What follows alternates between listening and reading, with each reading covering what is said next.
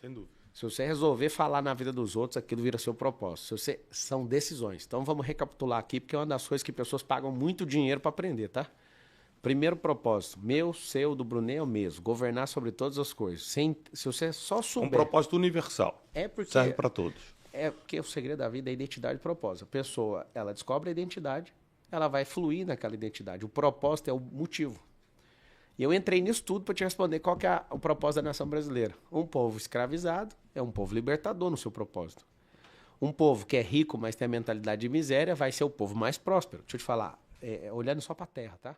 Tira o povo todo em cima da terra. Pega só essa terra de 8 mil quilômetros só de um lado, né? São 16 mil quilômetros de fronteira, 8 mil quilômetros de praia até o Brasil. Aqui tem a maior reserva de combustível do futuro, né, que é combustível espacial, chamado nióbio. Aqui tem a matéria mais resistente que a gente conhece para usar para blindagem, para qualquer tipo de coisa que você imagina, chama grafeno, 200 vezes mais potente que o aço e 50 vezes menos espesso do que uma folha de papel A4. Aqui tem o maior aquífero do mundo, aqui tem o maior espelho água do mundo, aqui tem o maior rio do mundo em volumetria, perde em extensão para o Rio Nilo, mas em volumetria não tem nenhum rio que ganha. Aqui não tem intempérie, não tem vulcão, não tem neve, tem 3 safras na maior parte do território, a terra é fértil de uma ponta a outra. Que lugar que é esse? Esse lugar é o Éden. 500 anos atrás, Bruno, só tinha no Brasil gente pelado, cara. Não tinha nenhum outro lugar no mundo.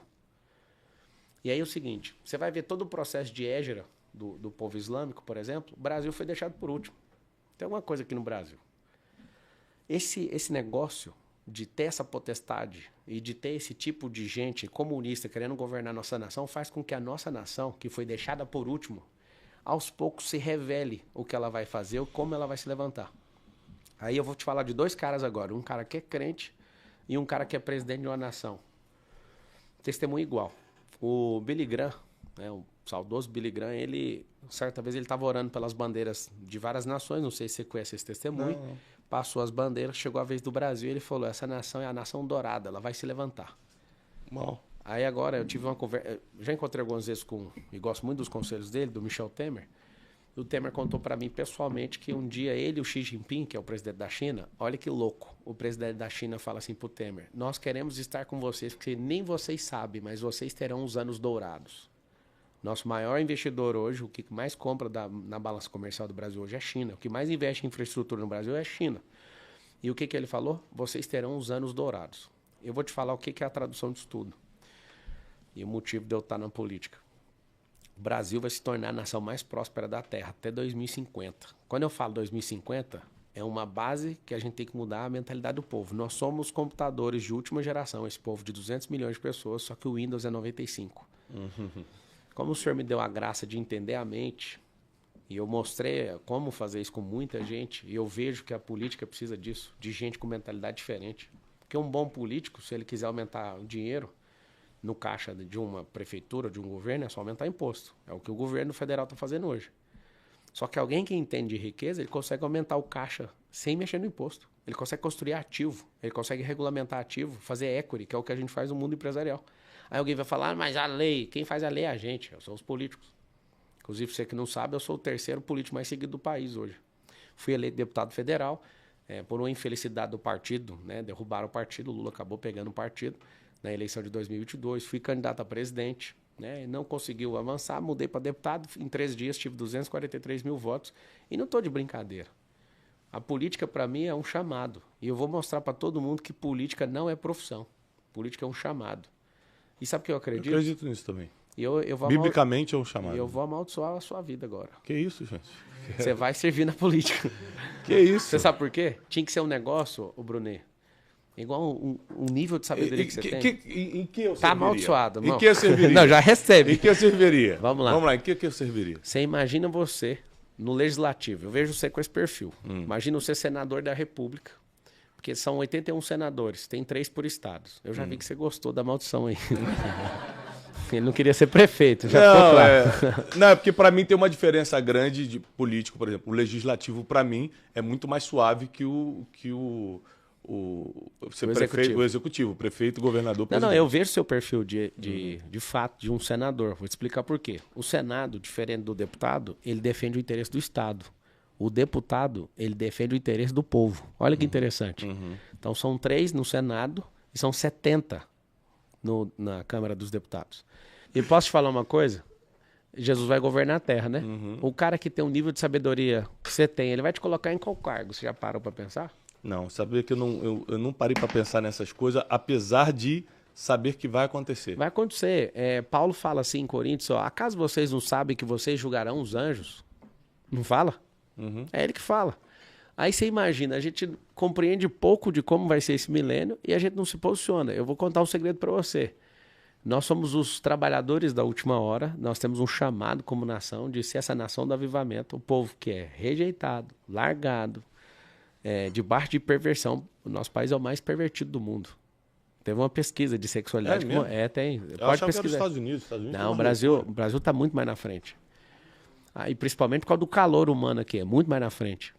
E eu falo para você que está assistindo é o seguinte, política não é uma brincadeira. O ideal mesmo é que pessoas com o nível de sabedoria desse homem aqui fosse legislador, para sentar e ponderar. Não é para falar, eu quero que faça isso aqui. Não, é gente que tem sabedoria pondera.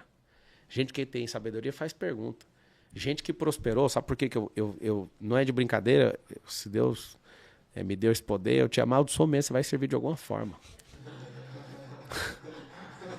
Ele sabe gosta por quê? de usar umas palavras fortes, né? Ele gosta. Sabe por quê, meu irmão? Você imagina, você vai para a política, serve o povo e depois prepara outra pessoa e entra, aí eu saio, o outro sai. Então, assim... Depois, se você quiser contar do vídeo que você me mostrou, eu acho muito forte para o pessoal saber esse nível de projeto. É porque assim, ó... Porque você está trazendo algumas coisas novas que nenhum político trouxe antes, está despertando uma nova consciência política no Vocês Brasil. entenderem é um novo movimento. como é que o nosso grupo ficou multibilionário. Não tem segredo. No formato tradicional é muito difícil. Isso aí levaria algumas décadas para acontecer. Em menos de uma década, a gente construiu um ativo multibilionário com um conglomerado de mais de 40 companhias. Tem um negócio chamado equity. Eu compro uma empresa, invisto o recurso nela para ela valer 20, 30, 40 vezes, dependendo do formato e de tecnologia própria e tudo.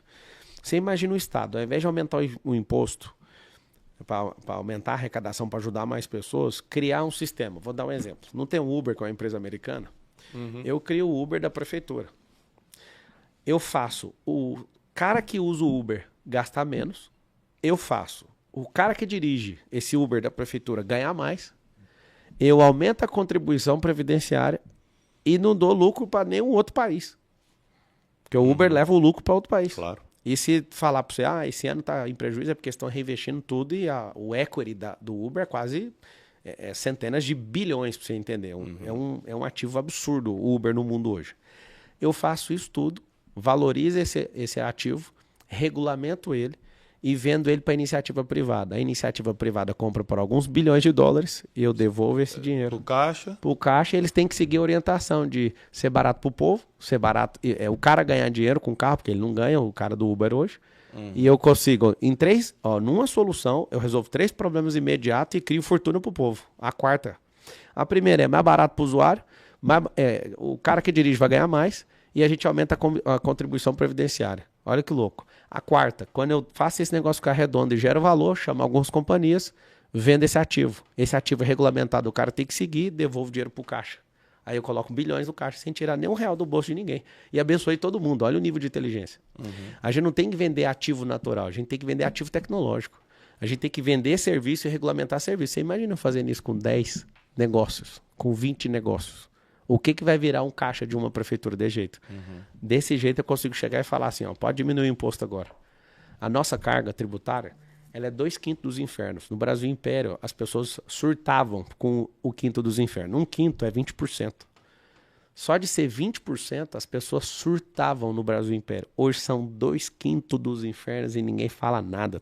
Tem um impostômetro aqui em São Paulo que registrou agora, algumas semanas atrás, 2 trilhões de imposto. Uau. Sabe o que é o pior de tudo? Os caras cobram 2/5 dos infernos. E se fosse falar agora, vamos terminar o Brasil e vamos dividir a dívida que o Brasil tem de 7 trilhões. Você sabe o que acontece? Se dividir a dívida para todo mundo, Brunet. Tá tão dividido. Você tem 4 filhos, né? Eu tenho 4. Bate aí, mano. Também tem.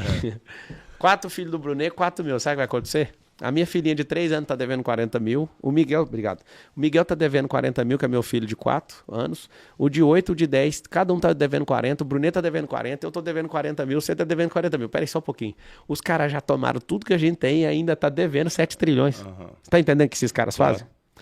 Isso são pessoas incompetentes. Você tinha que estar louco e falar assim, a gente precisa de pôr gente nova na política. Tá, gente inteligente, gente que tem sabedoria. Na prática, por exemplo, eu que sou empreendedor, tudo que você falou fez muito sentido para mim. Mas muita gente está escutando a gente agora, na prática está querendo sobreviver, está querendo pagar a conta amanhã. Sim. Na prática, como é que isso vai melhorar a vida do pobre? Imagina, só de Porque não... A gente tem que olhar para o pobre. Aí beleza. Principalmente o pobre que não consegue captar isso que você está falando. Vamos lá. Tem a Cracolândia lá em São Paulo, certo? Cracolândia, na cidade de São Paulo, 80 mil pessoas em situação de rua. Eu te desafio, inclusive já estou bem por dentro disso, você não acha um atleta na Cracolândia. Terminou a ordem da Olimpíada agora. Estados Unidos em primeiro. Tem crente, mas não tem atleta. Tem crente, tem empresário, mas não tem atleta. Tem crente, tem empresário, mas não tem atleta. Hein? Isso é um absurdo. É porque o atleta, o esporte, ele molda caráter. Você tem que ver que doideira que é isso. Por isso que eu gosto de aprender muitos esportes. Eu virei triatleta, eu virei Ironman, eu virei Ultraman. Eu fiz uma prova, o Bruno, de 452 quilômetros em 35 horas e 17. Você chamar a maioria de quem está assistindo, falar assim, vai de carro. A pessoa já morreu de preguiça. 452 quilômetros. Eu fiz lá na Flórida em fevereiro. Foi 8 quilômetros nadando, 3 horas e 53. Aí depois eu fiz 360 quilômetros de pedal em 14 horas. E o restante, 84 quilômetros de corrida. Cara, é muita coisa. 35 horas e 17 minutos. O limite da prova era 36. Só pra você ver o tanto que é engraçado o funil da vida. É por isso que muitas pessoas não querem prosperar, porque não são resistentes. Elas não querem, elas vão bater no limite delas e vão parar ali. Escuta só. Eu fiz já 7 maratonas, que é 42 quilômetros de corrida. 11 triatlos, 1 Ironman e 1 Ultraman. Na maratona, eu já corri uma maratona com 35 mil pessoas, a maratona de Orlando. Eu tenho um desafio lá que você corre todas as corridas a semana inteira. Eu fiz esse desafio também. Olha que loucura. Na maratona de 42 quilômetros tinha 35 mil pessoas. No Ironman tinha 2.200. No Ultraman tinha 14. Só que o problema do 14 é que só chegou 4. Caramba. Os 10, 2 foi para o hospital, uma ficou 4 dias na UTI, os outros foi pegando hipotermia, tudo parando no caminho. Só chegou 4 no final. O que eu quero mostrar para vocês? Que o maior segredo é que não é a minha inteligência, não é a sabedoria, não é o dinheiro que eu fui adquirindo. É a resistência que eu fui aumentando. O segredo da vida é a adaptabilidade e a resistência. Então um monte de gente pensa, nossa, o Marçal é... Eu vou contar só o segredo. O segredo é não desistir, adaptar e resistir. Boa. Resista adaptando a nova realidade ao que você está fazendo. Você imagina você sair da água depois de nadar 8 quilômetros. Você já saiu quebrado, maluco. Eu lembro que o sol tava rente à água quando eu comecei a nadar às 7 da manhã. Quando eu fui sair 3 horas e 53 depois, 8, 9, 10, quase 11 horas da manhã. Eu vi o sol assim, ó. Eu olhei e falei, mentira. Agora eu ainda tenho que pegar um pedal e sair de Orlando e ir até Miami, pedalando, né, a distância. E você tem que pôr mais 60 quilômetros depois. Aí na hora que terminou, tava de madrugada, eu falei, agora é só pôr um tênis e correr mais 84. Sabe como que eu fiz isso? Que loucura. Contei um monte de história na minha cabeça. De hora em hora mudava de história. E corria, e ria, e chorava, e ficava louco, ficava normal. E adorava a Deus, e depois lia a Bíblia. E ficava lendo na minha cabeça. Prepara uma mesa na presença dos meus inimigos. E ria. E ficava maluco. Vai fazer o quê? Eu tenho que terminar essa prova. Eu sei que eu vi o sol subir 2 vezes. E vi a lua também, nessa mesma situação. Isso é assustador. Sugestão que eu dou para vocês. Assista, leia, entenda, interprete, viva e transborde resistência. Que é o que mais vai fazer você prosperar em toda a sua vida. Ser resistente a tudo. Cara, isso é forte, porque